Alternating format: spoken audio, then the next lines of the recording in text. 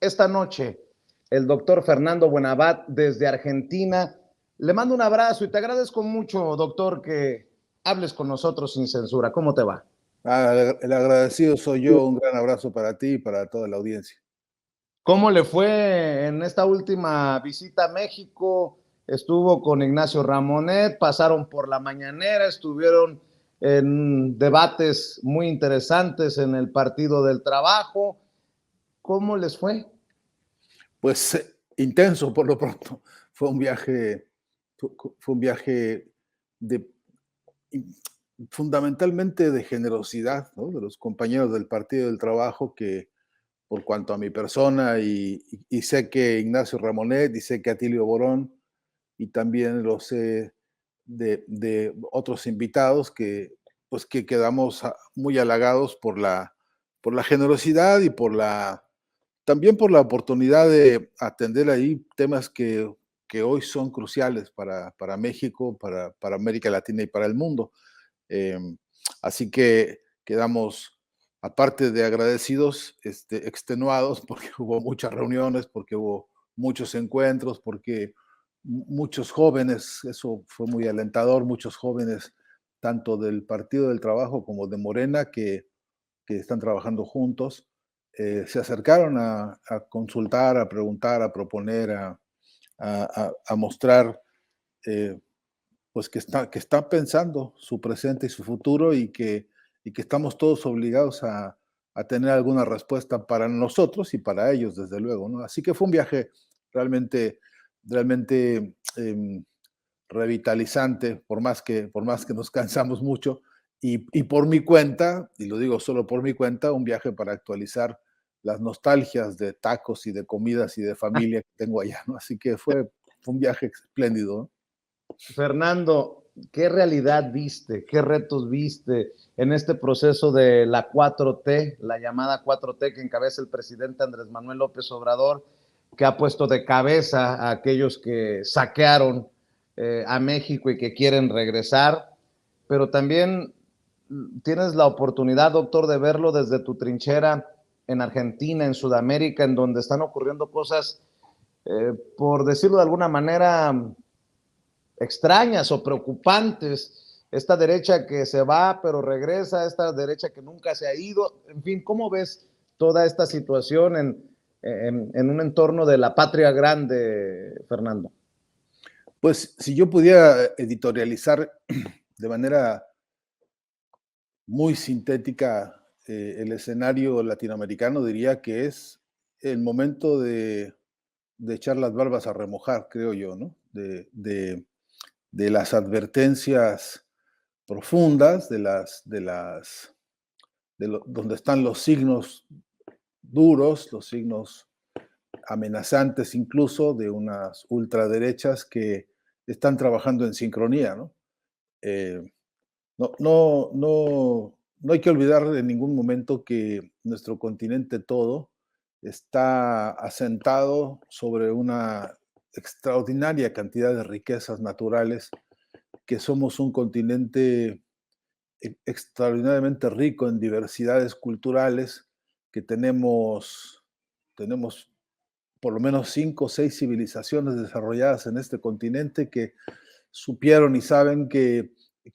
se puede intervenir a la naturaleza, y que se puede producir conocimiento, y que hay sabidurías de sobra en toda la patria grande, lo que llamamos la patria grande, y que hay intereses hoy por hoy, desde las peores de las mezquindades que uno puede imaginarse, dispuestos a hacer cualquier tropelía como las que ya han hecho históricamente contra nuestro continente, para quedarse con las riquezas naturales y para esclavizar a nuestros pueblos y robarle la fuerza de trabajo. Eso hoy está mostrando algunos de sus peores signos en la historia misma del continente, yo diría que de una manera absolutamente desembosada.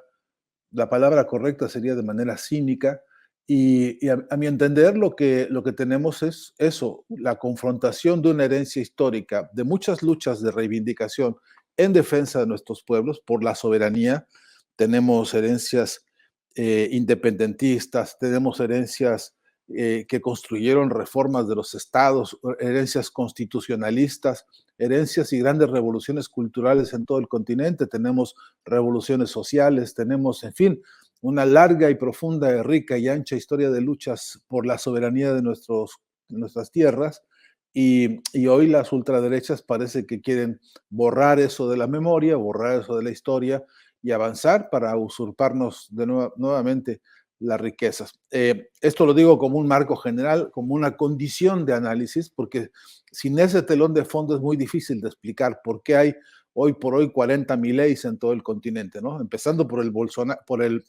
el Trump de Estados Unidos, siguiendo con Bolsonaro,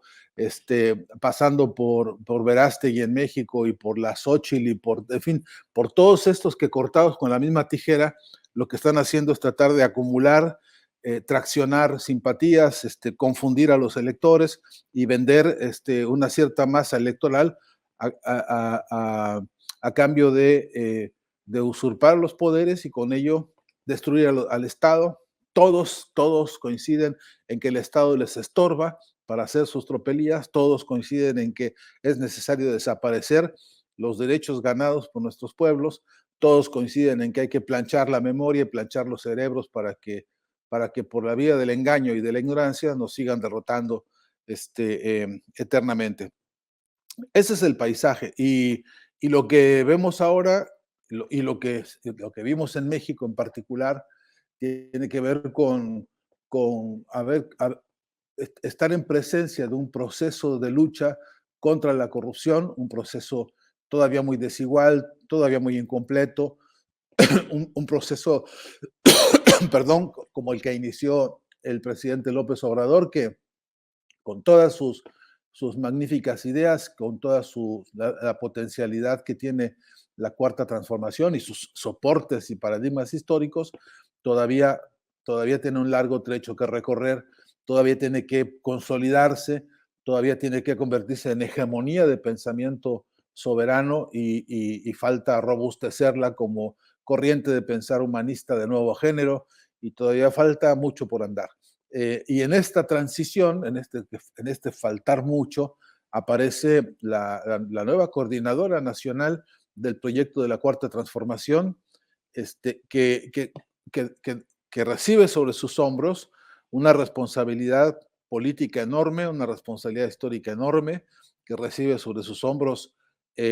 incluso la responsabilidad de que alguien que ha sido con ella un mentor, si vale la expresión, un jefe, un compañero de lucha, pues hoy por hoy en Claudia Sheinbaum se deposita la responsabilidad, la confianza y también el compromiso de darle no solamente continuidad a lo hecho, sino darle profundidad y anchura. Y, y esto en una candidato que enfrenta, por ejemplo, desafíos tan grandes como pelearse contra todos los machismos históricos que tenemos, que tiene que concitar acuerdos y unidad y coordenadas coincidentes para poder cumplir con este cometido histórico, que no es solamente de ella, que es de todos nosotros. Lo que tiene pues en la mesa como desafío es justamente el problema de la unidad política de las izquierdas, en plural lo digo y lo subrayo, de los progresismos, en plural lo digo y lo subrayo, y de todos los humanismos que hay, también en plural lo digo y lo subrayo, porque va a ser imposible, si analizamos con calma los síntomas que está dando la ultraderecha en toda la región, no vamos a hacernos tontos, sabemos que están preparándose, que están armando sus cócteles tóxicos, mediáticos, que están armando las canalladas que uno puede imaginar, que tienen contratados a laboratorios de guerra psicológica, que están emprendiendo proyectos de guerra cognitiva, que están desplegando hoy proyectos de financiamiento muy fuertes justamente para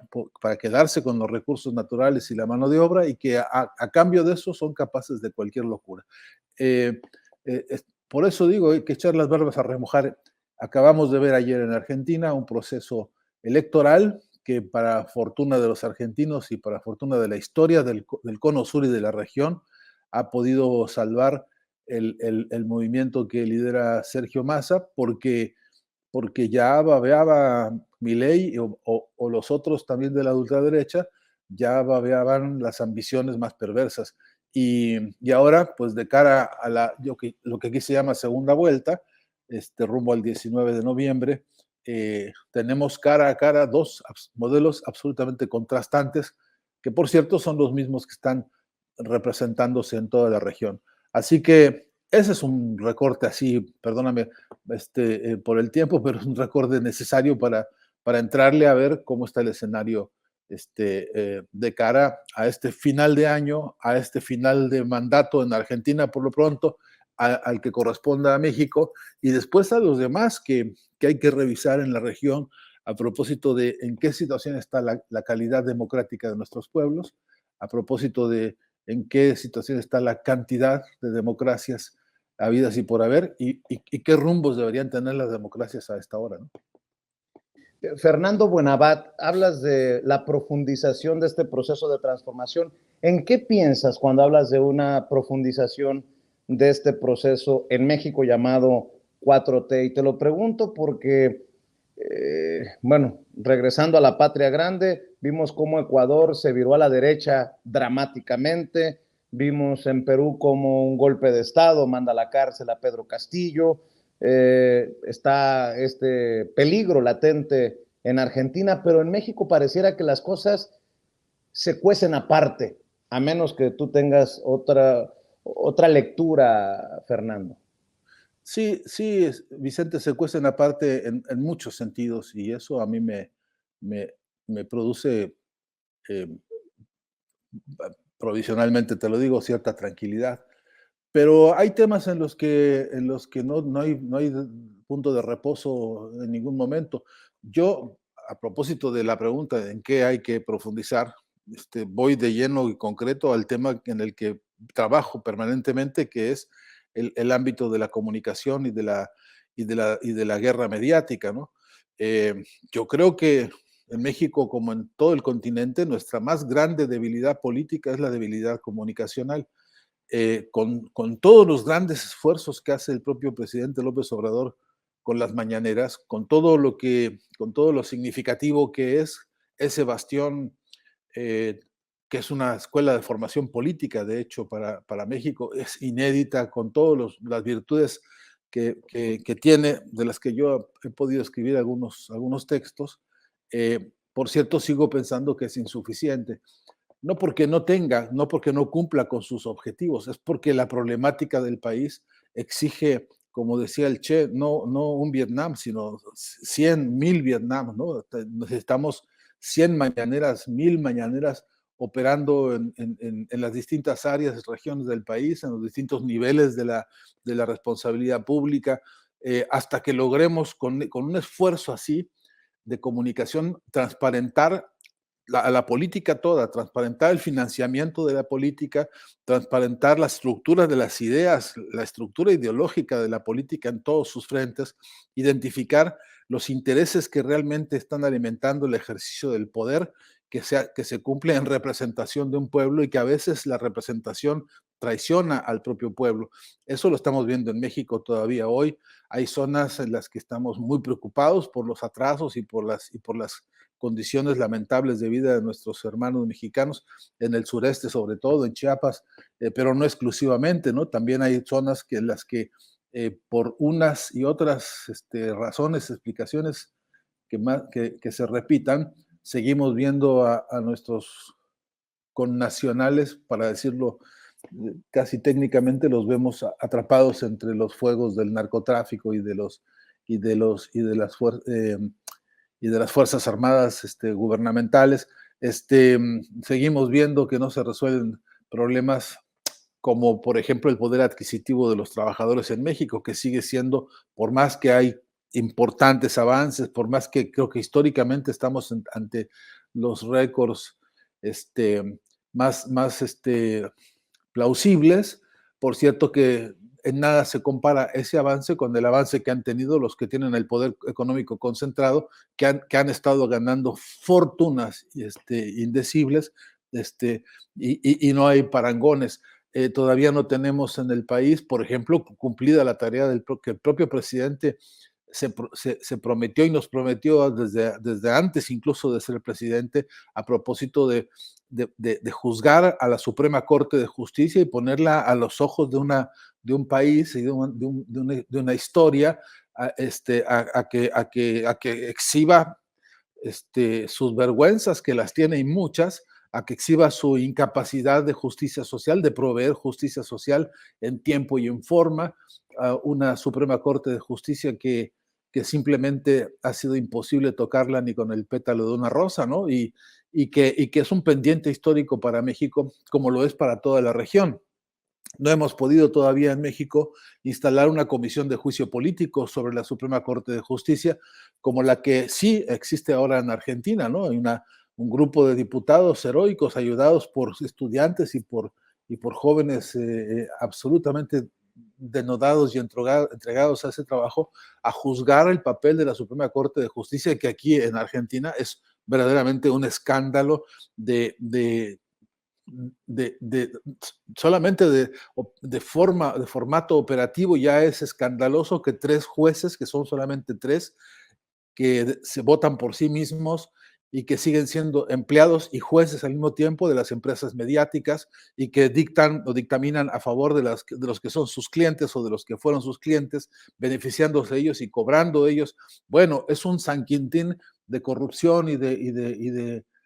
mugre, que en lugar de proveer fortaleza moral, orientación jurídico-político para pueblos que confían en que hay justicia, lo que están mostrando es decadencia, corrupción, etc. Esto vale para el continente en su inmensa mayoría, pero vale desde luego en México porque impulsándose como se impulsa un proyecto de transformación que hereda no solamente de la independencia, de Juárez, de la Revolución y de Cárdenas, estos grandes paradigmas históricos, eso debería ser suficiente para que hubiéramos creado lo que yo llamo, o lo que llamaba Gramsci, una nueva hegemonía humanista para el país, y eso todavía no lo siento, no lo veo consistente, no lo veo profundizado. No veo que sea esto una materia obligada de pensar y hacer política, filosofía, sociología, etcétera, en las distintas áreas de la formación universitaria, y no lo veo como una condición del hacer y el pensar de los modelos administrativos jurídicos del gobierno mexicano. Entonces, hay que agregarle ahora a casi toda actividad que se hace, como la del CONACYT o como la de los distintos centros de educación, hay que agregarle un H siempre para que esté incluido el humanismo como condición de ser y de pensar esta revolución humanista que el presidente ha llamado y convocado con toda razón, pero que necesita un vigor mucho más profundo en términos no de una concepción academicista del humanismo, no una concepción academicista de la filosofía, pero sí una concepción que en su fase más alta, en su fase más profunda, se llama praxis humanista, ¿no? Porque sintetiza teoría y práctica en un hacer de gobierno, en un hacer de administración pública, pues en un hacer conjunto de la voluntad conjunta por resolver los problemas conjuntos. Ese humanismo no lo veo todavía y lo veo como una emergencia, pero además lo necesitamos expresado como revolución de conciencias y además expresado como también una revolución comunicacional. No quisiera abusar demasiado de la palabra, que ya lo estoy haciendo, pero me gustaría en esos términos pensar que con un soporte, con un respaldo humanístico, filosófico y de revolución de conciencia como el que aludo ahora, de manera muy rápida, imagínate lo que sería eso impactando sobre una política de comunicación de Estado que, por supuesto, le entrará a transformar el escenario comunicacional y cultural del país. Con respecto a la dependencia tecnológica, con respecto a la infiltración teórico-metodológica en las bibliotecas de comunicación del país. Ahí hay tráfico de influencias teóricas que no pasa casi por por ningún escrutinio de ningún lado. Tenemos escuelas de comunicación enseñando los modelos norteamericanos a destajo, sin debate, sin consideración de las otras muchas voces que sí hay para otra forma de la comunicación. En fin, es una agenda compleja que todavía en México no se completa y que le haría mucho bien a la cuarta transformación. Doctor, esto es fascinante. De hecho, en la presentación, eh, en el PT, en el cuartel general del Partido del Trabajo, recibí una invitación para asistir y le agradezco al profe Alberto Anaya, presidente del PT, que nos haya recibido también para escucharlos. Este tema de la comunicación es fundamental en momentos en que este sector chayotero de los medios de comunicación tradicionales lo ha contaminado todo, lo ha ensuciado todo con mentiras, abiertas mentiras, con tergiversación y todo porque parece que eso de golpear a la transformación significa un buen negocio. Y hablabas, me corriges si estoy equivocado, de cómo contrarrestar precisamente esto con mejor comunicación desde las bases y la formación política tan necesaria, cómo el contrapeso tiene que llegar de abajo o está llegando de abajo. Y esto me parece fascinante, doctor, lo comenten, tú como doctor en filosofía, Ignacio Ramonet, como el hombre de medios que es, el gran periodista. Me parece fascinante en momentos en que es inmediata la comunicación y tan necesaria la comunicación para la guerra de narrativas y de quién tiene la razón. ¿Voy bien o me regreso, Fernando? No, sí,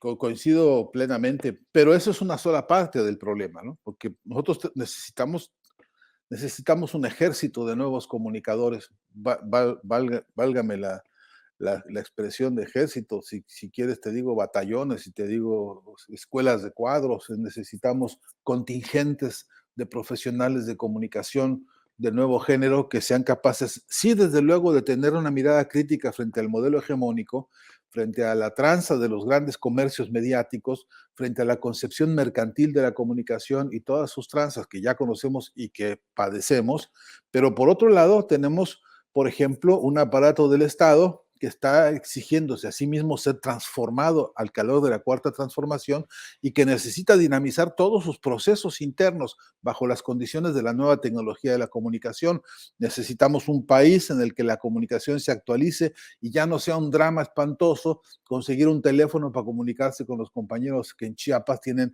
urgencias médicas o policíacas o de defensa o de episodios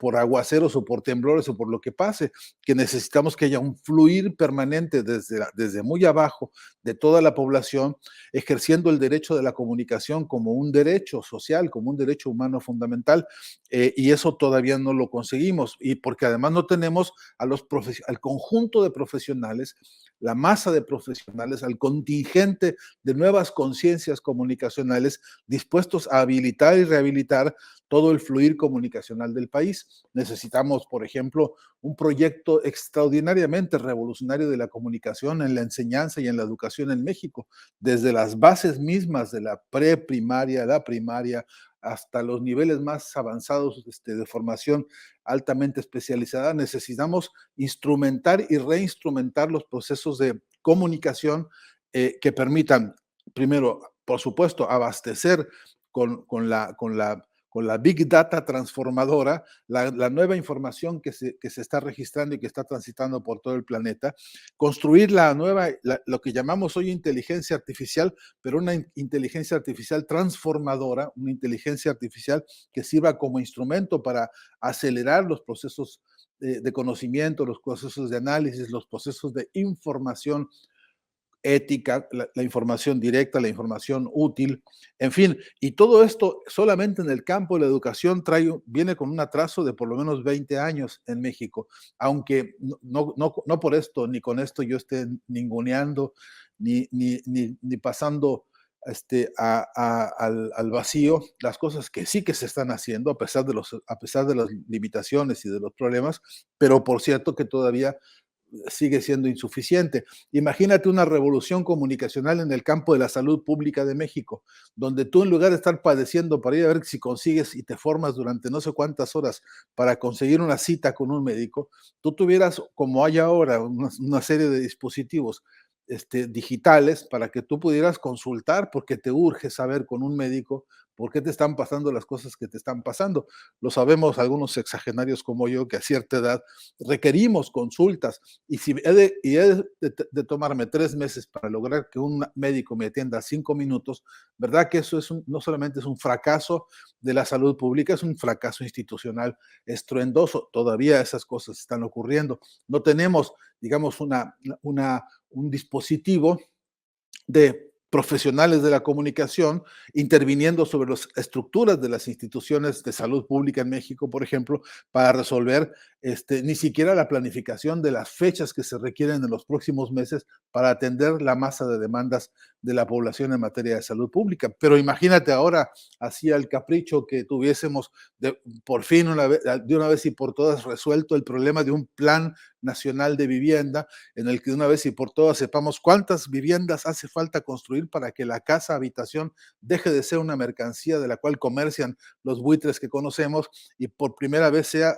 efectiva auténticamente un derecho que sea plataforma desde la cual despegan las familias para poder construir su felicidad, para compartir su felicidad, para en todo caso lograr las fases de desarrollo que nos hacen falta. Y no tenemos una estructura comunicacional completa, dinámica, en términos instrumentales como en términos teóricos y filosóficos, para atender y resolver la dinámica que una sociedad está teniendo en materia de infraestructura, de vivienda, etcétera. Y así podríamos recorrer cada una de las secretarías de Estado y nos daríamos cuenta del atraso brutal que se tiene en materia de comunicación. A veces ni siquiera para redactar los boletines de prensa, lo sabemos muy bien, a veces con errores de ortografía, a veces con párrafos que ni siquiera resolvieron un silogismo básico por párrafo, es decir, atrasos muy dolorosos frente a una plantilla de facultades y escuelas de comunicación que debería haber asistido a estos problemas con soluciones, y lo que más bien ha pasado es que ha asistido con más problemas, porque se ha generado chayoterismo, corrupción, tráfico de influencias, etcétera, y hasta hoy con las salvedades honrosísimas que sí existen, pero hasta hoy sin haber podido resolver las necesidades y urgencias comunicacionales del país. Así que, como ves, por un lado sí que es urgente la crítica frente al avasallamiento de la concentración monopólica de medios en México y en todo el mundo, pero por otro lado, la urgencia de tener un proyecto planificador realmente revolucionario de las conciencias, que entienda que la comunicación es una herramienta. La palabra comunicación, por cierto, en este contexto que estoy diciendo, significa construcción de comunidad,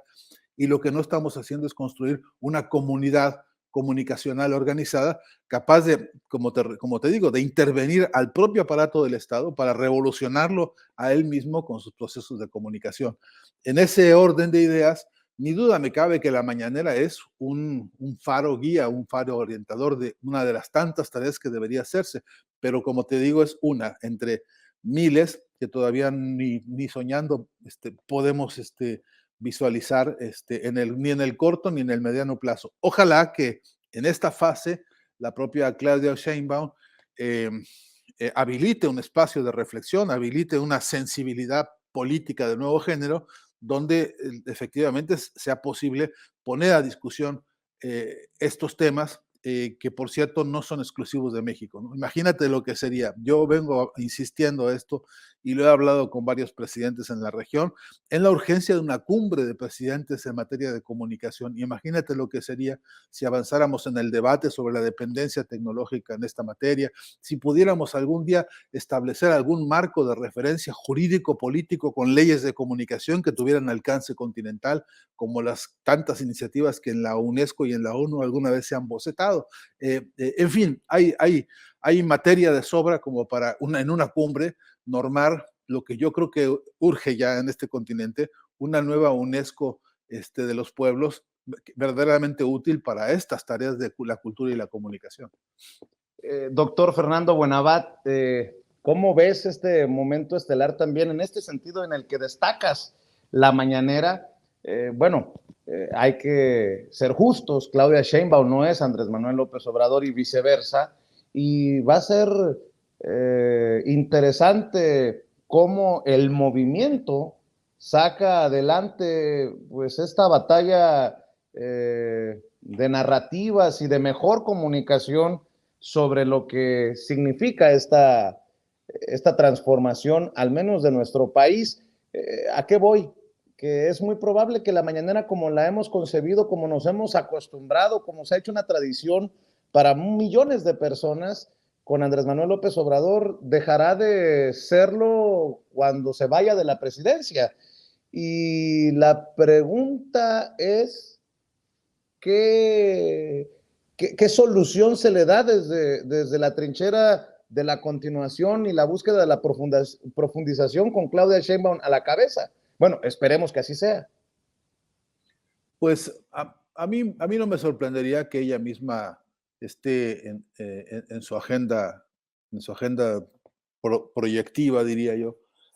considerando mantener la mañanera. En todo caso, es una hipótesis que yo no, no, no descartaría, en primer lugar, porque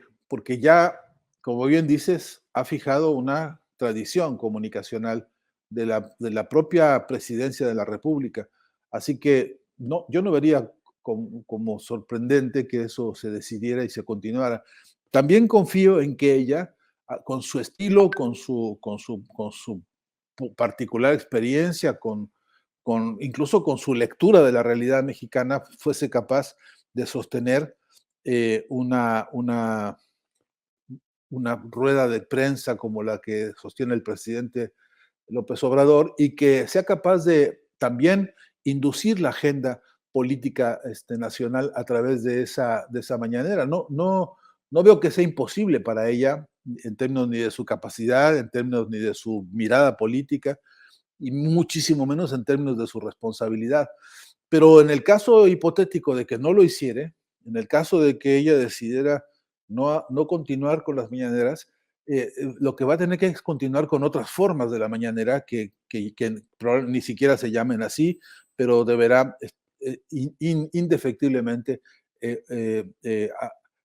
asumir que no se puede gobernar ya en México sin un músculo comunicacional portentoso como es este. No se lo va a perdonar el electorado a ella ni a nadie que se haga omiso respecto a la urgencia de quebrar la columna vertebral de la derecha en México, que trata de imponerse a todas horas y de todos los modos posibles, y que ella no acudiera a ese campo de batalla comunicacional. Estoy seguro de que si no es en el formato mañanera, en otro formato y con otro instrumental, debe estar pensando sin duda ya a esta hora, diría yo, debe estar desvelándose incluso ahora, porque claro que hay que llenar los zapatos que implica, ¿no? La mañanera, como hay que llenar los zapatos de un liderazgo como el de López Obrador, pero no veo por qué no ella pudiera precisamente añadirle a esa historia la historia propia, sin que eso significara que nosotros nos quedásemos como viudas eternas con la nostalgia de lo que ya se fue, ¿no? Creo que también nos tiene que educar a nosotros la historia de México hoy para estar abiertos y dispuestos a también transitar, junto con los líderes que elegimos, transitar las nuevas formas de gobierno y de comunicación, en tanto que sean obedientes y respetuosos al mandato popular, ¿no? Y por ese lado también creo que se podría abrir, y yo creo que ella lo tendrá en alguna agenda, se podría abrir a otras formas también de participación, porque México, por fortuna, tiene expertos y conocedores de alto nivel y con una ética muy rigurosa, capaces de acompañar el ejercicio de la comunicación matutina como las mañaneras permanentemente, y ella podría hacerse acompañar tanto de funcionarios que los deberá tener de primer nivel, como de expertos que incluso contribuyan con una mirada crítica, porque por cierto la crítica no es sinónimo de pleito, ¿no? Por cierto la crítica no es una enemistad con el modelo de gobierno. Yo no entiendo un gobierno progresista que no tenga, que no aproveche la crítica y la autocrítica, ¿no? Como instrumentos de construcción y de conocimiento. De modo que sí creo que además de que nos quedemos con la idea de la mañanera y antes de empezar a tener una nostalgia adelantada, creo que sí que es perfectamente posible que ella propusiera y dispusiera de una herramienta, incluso quizá una herramienta más potente que corrigiera las cosas que la mañanera hoy mismo no alcanza a contener o a incluir, ¿no? Doctor, ¿de qué tamaño es ese liderazgo del que hablas del presidente Andrés Manuel López Obrador? Este pasado fin de semana hubo una cumbre de países expulsores de migrantes, una cumbre a la que no fue invitado Estados Unidos, y el presidente habla de que llevará propuestas a otra cumbre a la que asistirá en San Francisco, California, en los próximos días, en noviembre, al presidente de Estados Unidos, Joe Biden, e incluso le pedirá diálogo con Cuba. ¿Cómo ves desde el sur este liderazgo diametralmente opuesto al sometimiento al que nos tenían acostumbrados Peña Nieto, Calderón, Fox en relación hacia Estados Unidos? ¿Cómo ves este liderazgo del presidente Andrés Manuel López Obrador hacia el norte y hacia el sur? Sí, no, indudablemente que es un líder que ha sabido construir, mejor dicho, reconstruirle el lugar que México pudo tener en otras épocas a propósito de su liderazgo político en la región, porque por las incluso razones más contradictorias que queramos, México ha sido la casa de casi todos los pueblos de América Latina, que ha recibido a los compañeros y hermanos que han oído de las etapas más duras justamente de las dictaduras en América Latina. Ha sido la casa incluso la cuna de procesos transformadores revolucionarios como la propia revolución cubana o como la revolución sandinista. México ha sido en eso históricamente un referente por el que muchos pueblos hermanos tienen no solamente respeto, sino mucho cariño, mucho afecto, y lo sé porque los he escuchado con hermanos y compañeros argentinos, chilenos, peruanos, etcétera, que le agradecen a México incluso haber salvado la vida propia y de sus seres queridos. Eso es muy difícil que se consolide y que se resucite si no hay una vocación política como la del presidente López Obrador. Y creo que él está sabiendo recoger de los pueblos hermanos ese lugar, reconstruir ese lugar que México ha tenido. Pero la gran interesante noticia es que ahora, al calor de una agenda vigente que nos está doliendo a todos, esta reunión de Palenque, de duda cabe, toca una fibra muy sensible en la región, que es este dolor tan profundo que es que las personas tengan que abandonar su tierra y sus países y su origen y su identidad y tantas cosas porque los empuja el hambre, porque los empuja la violencia, porque los empuja el desamparo, incluso la indiferencia de algunos gobiernos o de algunas autoridades que no se han comprometido lo suficiente o no han querido o no han sabido o no les ha interesado este dolor de millones y millones y millones de hermanos centro y sudamericanos que salen de sus países empujados por un montón de razones, todas ellas dolorosas, a cual más. Creo que un liderazgo tiene que ver con la oportunidad, con la claridad y con la transparencia en que se hace una convocatoria a la que los otros mandatarios acuden en función primero de que hay confianza, de que se va a hablar con respeto del problema y con respeto de la realidad política de la región. Un liderazgo y una influencia política que además permite rápidamente identificar que en ese encuentro, en esa clase de reuniones, hay un proyecto de futuro. Y uno lo nota leyendo las declaraciones tras los encuentros bilaterales o tras los encuentros diversos que han tenido conjuntos, uno escucha la propia la calidez y la calidad con que los mandatarios resumen su presencia y sus encuentros y la agenda que ahí se está construyendo. Me parece que el que sea posible construir esta confianza de mandatarios también le manda un mensaje muy potente a Estados Unidos, en donde también ellos están atravesando sus propias problemáticas, también ellos están sintiendo el rigor interno de sus contradicciones, de sus aberraciones, incluso que las tienen y muchas, a propósito de no solamente del descuido de los problemas internos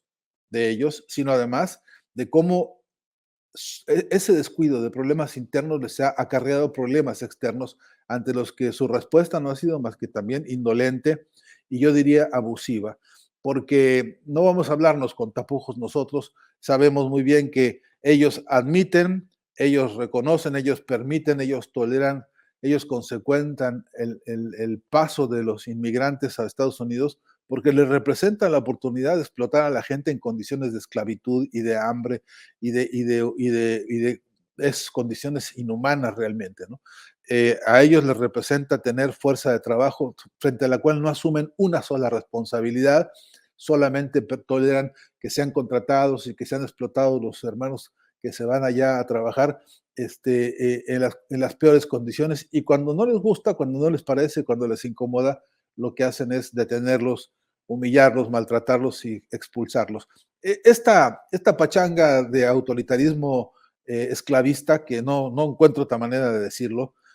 sobre todo de decirlo de manera solidaria con estos hermanos y hermanas que cruzan hacia Estados Unidos buscándose la vida, es inaceptable. En cualquier situación de mediana dignidad humana debería haber un consenso de clamor mundial de protesta por lo que está pasando en este escenario de México y de Centroamérica, pero en cualquier otro escenario lo mismo, porque al final de cuentas lo más morboso, lo más obsceno es que esto es un negocio para unos cuantos, ¿no? Que esto se tolera porque hay muchos que se enriquecen con esto y que hay muchos buitres o diría, por no ofender a los buitres, pues, estas bajezas que se cometen, eh, que constituyen eso, un estado de esclavitud y de humillación verdaderamente alarmante. Y que haya un presidente que esto lo va y lo pone sobre la mesa a discutirlo en las distintas capas de la diplomacia que se puede discutir esto, a mí me parece realmente importante, sienta precedentes y además anima, como bien dijiste, anima a un cambio de actitud. Esta vez que sin empacho va y le dice al imperio, sabes que ya no nos gusta de ninguna manera cómo te comportas, no nos gusta cómo nos maltratas, no nos gusta cómo nos subestimas y mucho menos cómo nos humillas, incluso cómo nos sancionas, ¿no? Porque ha servido este encuentro también para recordarle al imperio norteamericano que las sanciones absolutamente irracionales, injustas, irreprobables contra Cuba y contra Venezuela no las tolera la región y no tienen por qué tolerarla a nadie, ¿no? Definitivamente. Si te parece, doctor, me gustaría invitarte para que estas oportunidades de diálogo para la audiencia de Sin Censura sean pues más frecuentes. Ojalá que así te permita la vida. Sé que andas muy ocupado, pero desde acá todo mi agradecimiento y bueno, esa posibilidad de seguir hablando sin censura si nos permites. Oye, yo encantado, pero sería muy irresponsable si te dijera ahora, mira, cada lunes o cada miércoles, porque verdad que no solamente por las agendas de trabajo, sino porque estoy metido en 20 compromisos, no quisiera quedarte mal ni a ti ni a los amigos y amigas de la audiencia, pero desde luego que cuenta conmigo en toda oportunidad que podamos planificar para seguir pensando juntos el mundo que nos tocó y también un poco el que quisiéramos que dejarle a nuestra prole, ¿no? Que por Claro. cierto, yo creo que es siempre un ordenador de la cabeza el pensar que hay futuro y que ese futuro está ahí en los jóvenes, en los niños, que nos miran, ¿no? Y a veces nos preguntan, ¿y qué nos van a dejar en las manos para ver por dónde va el futuro? Y alguna respuesta hemos de tener, respuesta digna, comprometida y en todo caso alguna respuesta enfática y basada pues en la seriedad que ya tienen nuestros pueblos en todas sus luchas, ¿no? Una última cosita, si me permites, para justamente enlazar esta reflexión con algo muy concreto que vimos ayer por la tarde-noche en Argentina. Mira que con toda la ofensiva que se preparó aquí para que ganaran los personeros de la ultraderecha, con todo el manipuleo, con todas las humillaciones que se han perpetrado contra el propio Papa, contra los baluartes más sensibles del pueblo argentino, contra todo eso, contra viento y marea, este pueblo salió y votó por la alternativa que es la alternativa antineoliberal y que está buscando afianzarse en sus riquezas naturales y defenderlas y defender su fuerza de trabajo. Y por eso tenemos hoy un escenario hacia segunda vuelta que tiene hoy el clima de Argentina absolutamente distinto al que había ayer por la tarde. Y eso se debe a que hay un pueblo que tiene un instinto, que tiene una fortaleza y que tiene la opción. En este país se están cumpliendo 40 años de democracia después de una de las peores dictaduras que ha conocido este continente, ¿no? De las entrañas de esa dictadura, de las entrañas de la muerte misma, de lo macabro y de lo criminal, este país sacó su proyecto democrático y la buena noticia es que está vivo y que ayer con votos la gente marcó un rumbo que le va a dar esperanzas a, no solamente a Argentina, sino a buena parte del continente. Y quería mencionarlo porque ahí es en donde creo que está el futuro y donde hay que estar comprometidos todos, ¿no? Claro que sí, pues debo de decirlo claramente, admirador tuyo, y fue un honor saludarte allá en el cuartel general del PT. Te mando un abrazo desde acá, desde México, tu México, Fernando Buenabad, y estamos al pendiente. Abrazo recíproco y hasta siempre, ¿eh? Gracias. El doctor Fernando Buenabad hablando con nosotros sin censura.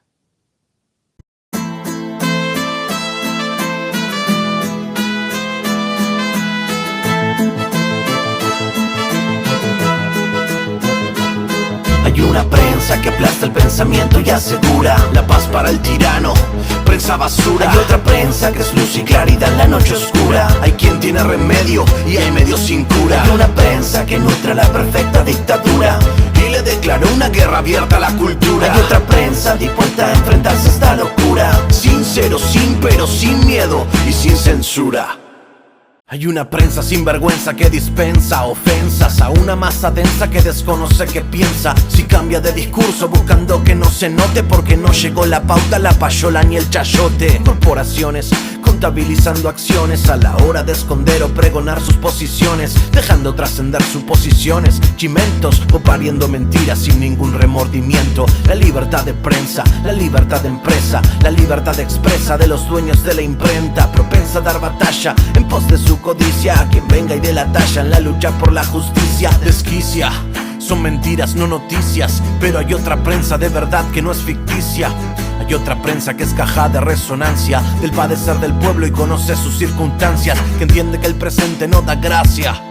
que entiende que la pugna es entre mafia o democracia, que extiende su mano y prende el fuego en el llano, enciende troyanos, tiende calor humano, sin caretas, profetas de la protesta, y el vil metal no los distrae de la meta. La cancha está inclinada y los recursos del poder para hacer que se transmita su discurso no tienen límite, siempre es el interés y la mano generosa del lacayo que los imite. Quien critique a esta máquina perversa sentirá balas de cerca, será blanco de sus fuerzas. Harán que se retuerza su estructura, si no alcanza seguirán por la censura. Fifi, cheto, fresa, presa, desalmada cabeza, pesa su alteza, profesan promesas de esas que sabemos pronunciar y no progresan. Me temo que vemos el mal supremo y decir la verdad se convirtió en deporte extremo. Son demonios demostrando su temor, el demos, el pueblo, su único bemol. ¿Será el sol que ilumine la comunicación o el Seol que confine a la persecución? Porque un pueblo que ignora no puede ser feliz. Una prensa y otra prensa, ¿cuál vas a elegir? ¿Cuál vas a elegir? ¿Cuál vas a elegir? Sin censura, Daniel De Vita en el micrófono. Doble de esta en la casa. Hay una prensa que aplasta el pensamiento y asegura la paz para el tirano, prensa basura. Hay otra prensa que es luz y claridad en la noche oscura. Hay quien tiene remedio y hay medios sin cura. Hay una prensa que nutre la perfecta dictadura y le declaró una guerra abierta a la cultura. Hay otra prensa dispuesta a enfrentarse a esta locura, sincero, sin pero, sin miedo y sin censura.